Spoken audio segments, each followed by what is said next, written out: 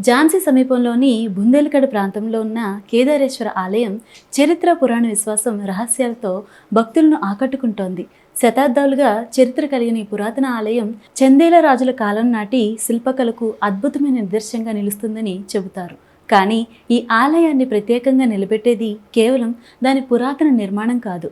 స్థానిక విశ్వాసం ప్రకారం మహాభారత కాలంలో పాండవులు ఈ ప్రాంతాన్ని సందర్శించారట. శ్రీకృష్ణుడి ఆదేశంతో అర్జునుడే ఇక్కడ శివలింగాన్ని ప్రతిష్ఠించాడని భక్తులు నమ్ముతారు. అందుకే ఈ క్షేత్రాన్ని అర్జునుడి శివభక్తితో ముడిపడిన పవిత్ర స్థలంగా భావిస్తారు. అయితే ఈ ఆలయానికి సంబంధించిన అత్యంత ఆసక్తికరమైన రహస్యం ఏమిటో తెలుసా?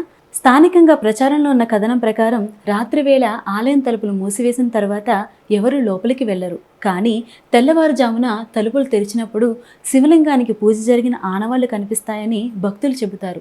అసలు రాత్రి సమయంలో ఎవరు వచ్చి పూజ చేస్తారు?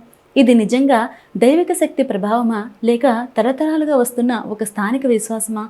దీనికి ఖచ్చితమైన ఆధారం లేకపోయినా ఈ కథనం కేదారేశ్వర ఆలయంపై భక్తుల్లో మరింత ఆసక్తిని పెంచుతోంది. ఇక శ్రావణ మాసంలో అయితే ఈ ఆలయం మొత్తం ఓం నమశివాయ నామస్మరణతో మారిమోగిపోతుంది. భక్తులు దూర ప్రాంతాల నుంచి వచ్చి శివలింగానికి జలాభిషేకం చేసి తమ కుటుంబానికి సుఖశాంతులు కలగాలని పరమేశ్వరుని ప్రార్థిస్తారు.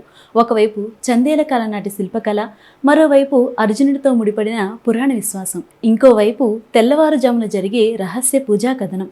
ఇవన్నీ కలిసి కేదారేశ్వర ఆలయాన్ని ఒక ప్రత్యేకమైన ఆధ్యాత్మిక క్షేత్రంగా నిలబెట్టాయి. చరిత్రను చూసేవారికి ఇది వారసత్వ క్షేత్రం, భక్తితో వచ్చేవారికి శివాధామం, రహస్యాలను అన్వేషించే వారికి మాత్రం ఎన్నో ప్రశ్నలకు నిలయంగా నిలిచిన కేదారేశ్వర ఆలయం.